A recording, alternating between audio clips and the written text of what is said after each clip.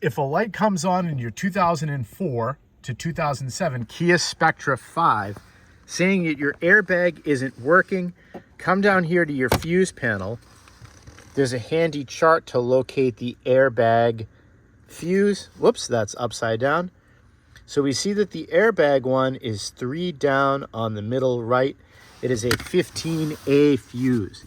Take the little pair of tweezers that comes with the fuse panel. So there is your, there it should be right there. Interestingly, I see that I've actually got the wrong fuse in there, which could be what the problem is. Let me just check this again. Oh, nope, that's wrong. I have the correct fuse in. So that is the fuse, that 15. And then you would take these tweezers and you would simply pull it out and see if it's burnt out. And putting a new fuse in could simply be all that it takes to fix the airbag, or at least turning off the airbag light.